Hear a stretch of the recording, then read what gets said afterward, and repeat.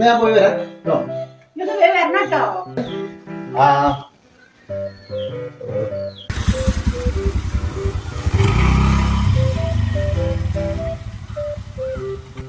നിങ്ങളാ ഞാൻ ഇവിടെ കവലയിലേക്ക് കേട്ടോ.